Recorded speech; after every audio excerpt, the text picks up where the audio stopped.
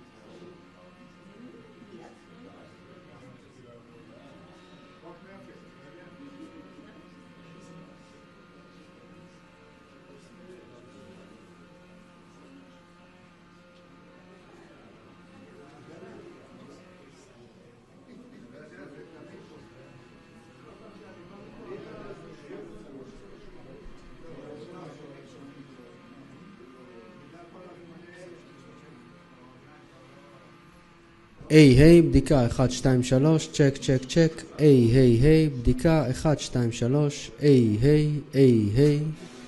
כל הרשתות, תאשרו בבקשה תקינות. אם יש בעיה, נא להודיע. צ'ק, צ'ק, צ'ק. היי.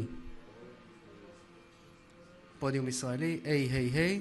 סגור? כמו שאתם שומעים אותו תקין? אני שומע אותו סגור קצת. היי, תקין? טיפה סגור, נכון? איפה הסאונדמן? היי.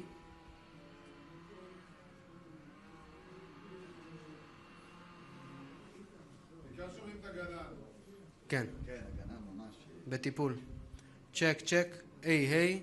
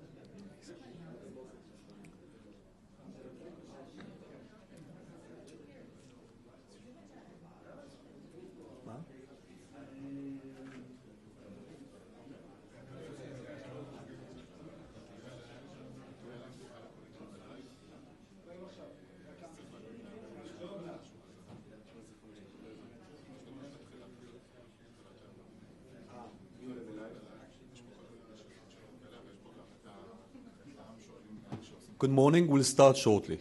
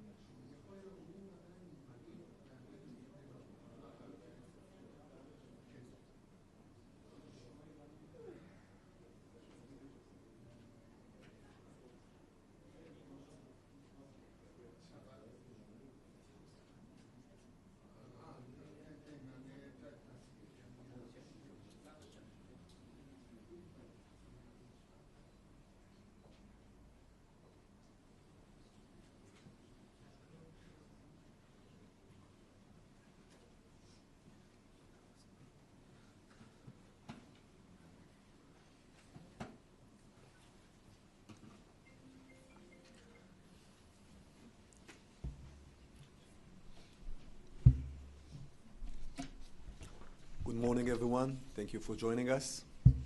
We'll start with statements by Foreign Minister Gideon Saar and High Representative Kallas, and then we'll open it for questions. Please.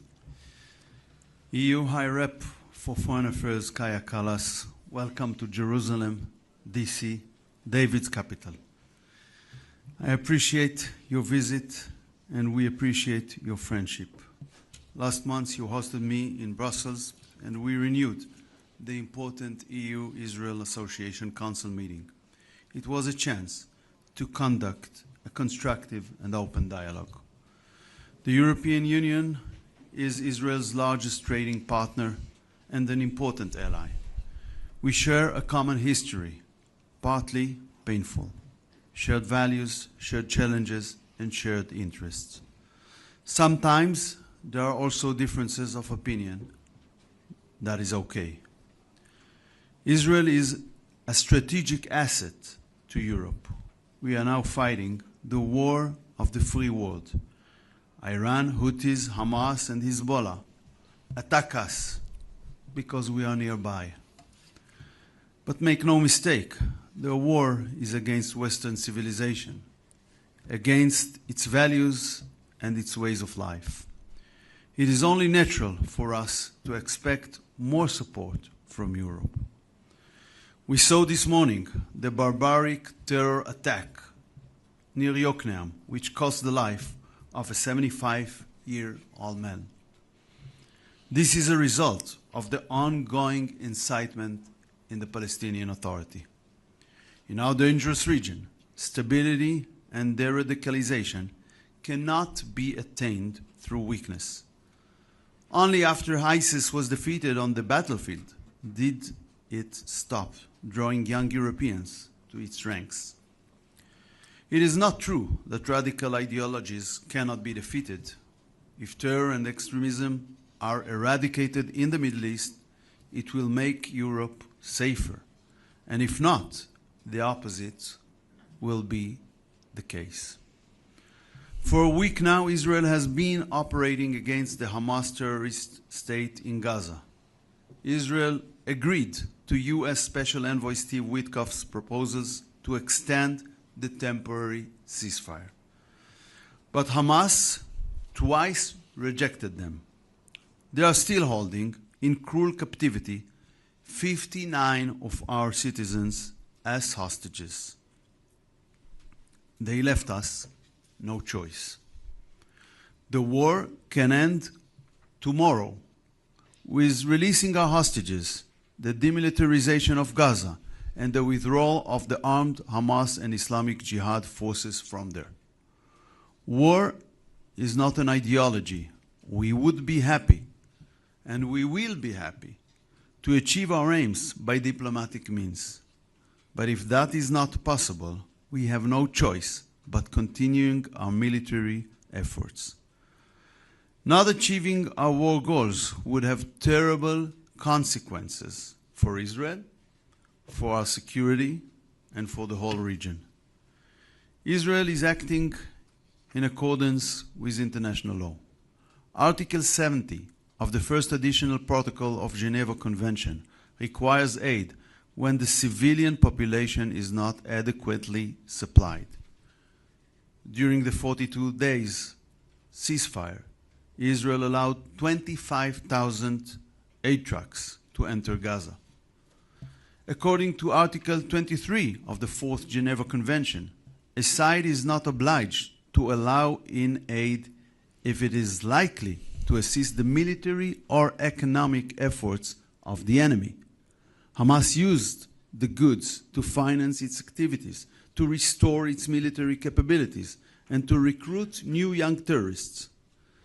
And as President Biden said on October 18, 2023, if Hamas diverts or steals the assistance, it will stop international community from being able to provide aid. It must be stated clearly, no country is obliged to facilitate a war against itself. Israel must not be held to a different standard. High Rep, Israel and EU share many challenges, along with our American friends. We must unite against the axis of evil of Iran, the Houthis, Hamas, and Hezbollah. I believe that what we began in Brussels can turn our challenges into opportunities. It can bring more stability and prosperity to Israel, to Europe, and to the free world. Thank you. Foreign Minister, High Representative, please. Thank you. For Minister Saar, dear Gideon, it is important to be in Israel today, although I wish it would be under different circumstances. Let me start by condemning yesterday's attacks on rabbi in France. There is no place for anti-Semitism in Europe. We met exactly one month ago after the EU-Israel Association Council in Brussels, and it is clear that we are very good partners. Israel is a very relevant trade and investment partner for the European Union, and also a major player in growing tech sector. Unfortunately, my visit comes at a difficult time.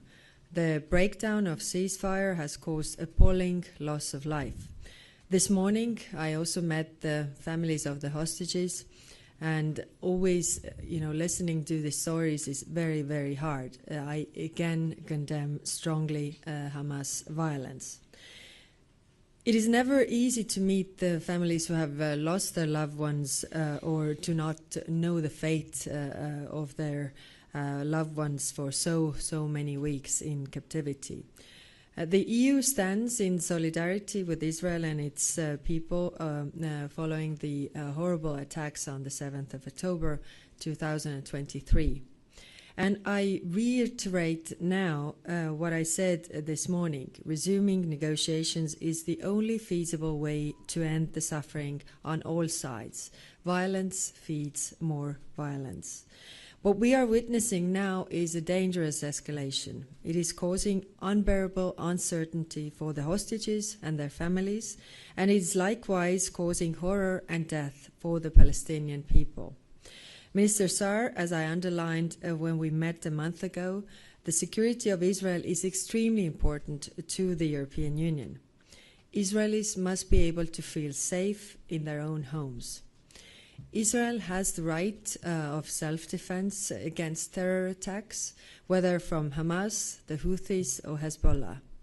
However, military actions must be proportionate, and Israeli strikes into Syria and Lebanon risk further escalation.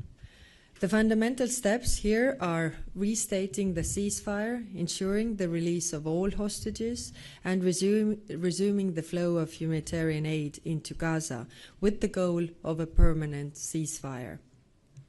The European Union can help, whether through restating our Rafah border crossing mission or providing more humanitarian assistance.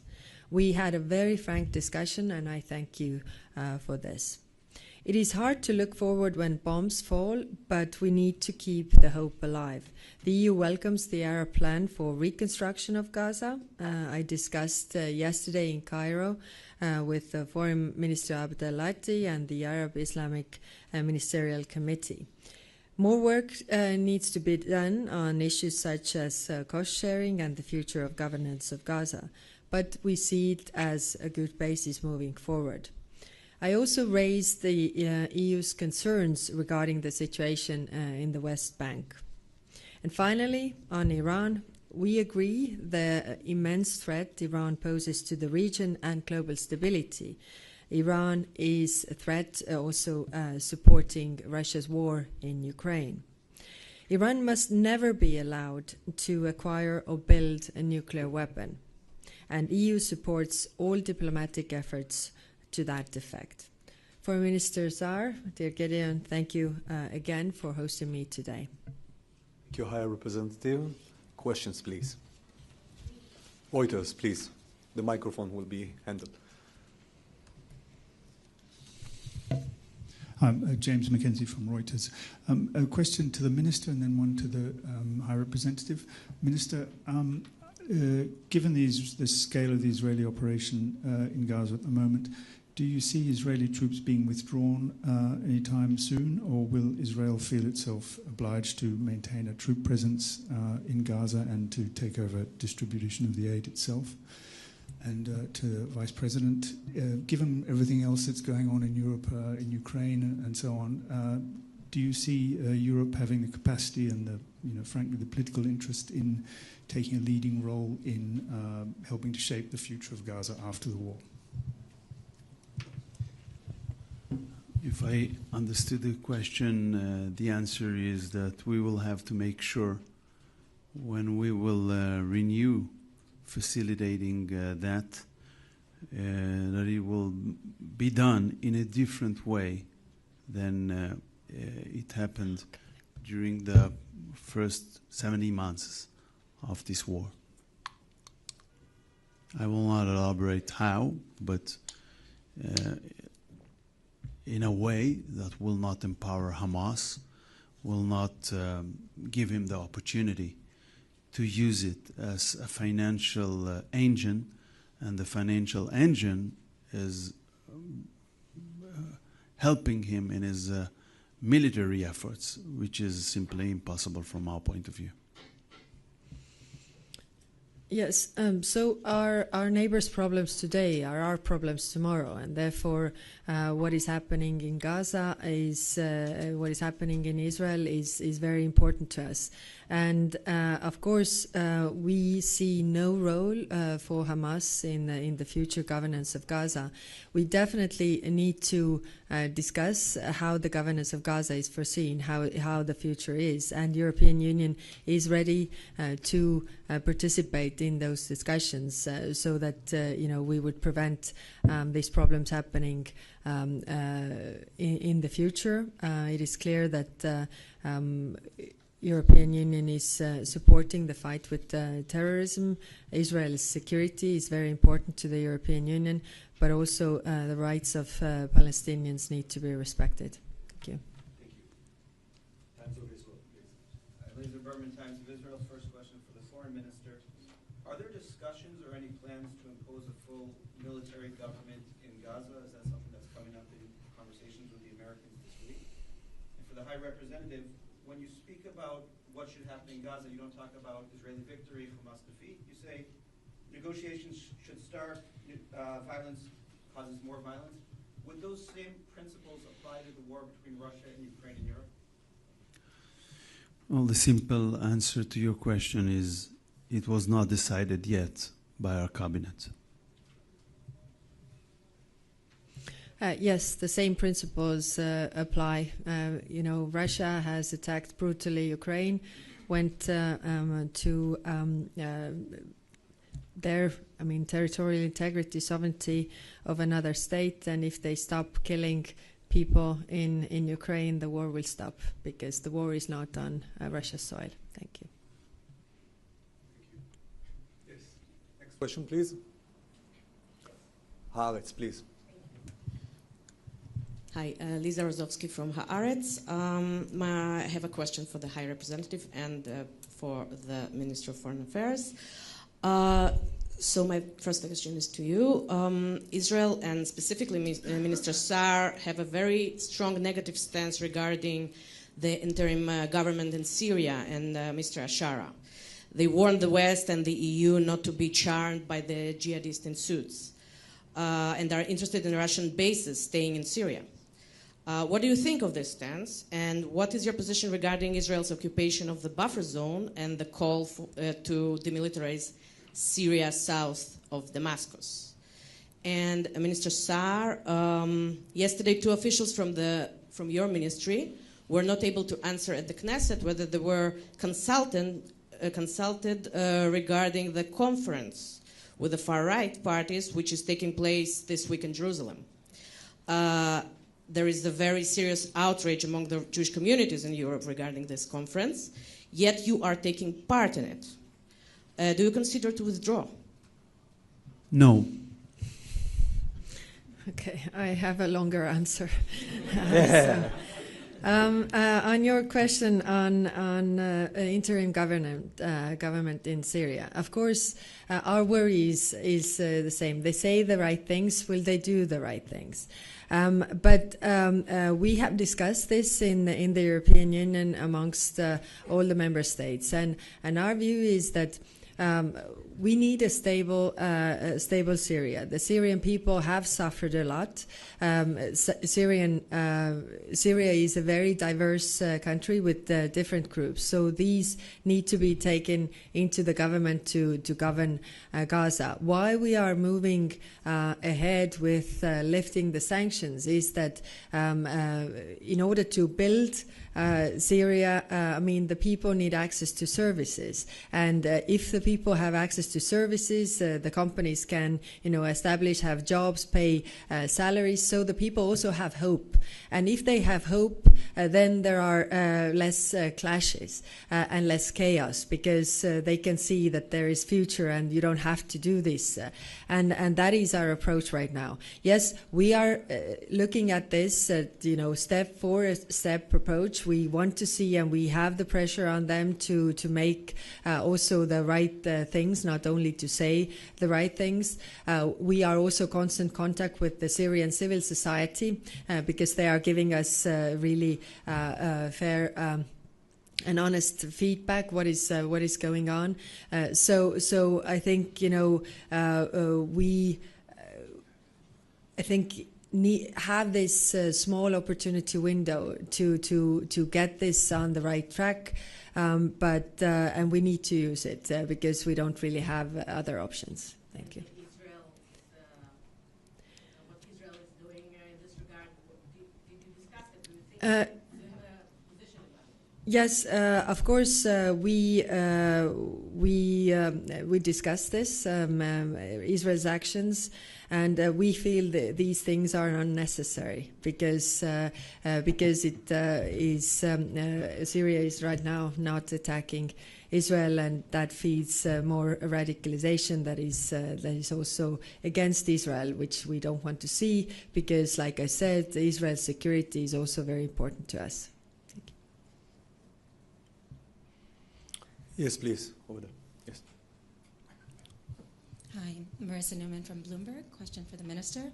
How concerned is Israel about the Turkish military presence in Syria? And is there any expectation of a future military confrontation between Israel and Turkey on Syrian soil? With regard to the first question, we would like to see the same worries in the international community, at least with the same standards with regard to Turkish presence in Syria. With regard to the second question, we don't want confrontation with the Turks in Syria or anywhere else. Thank you. This press conference is now over. Thank you very much.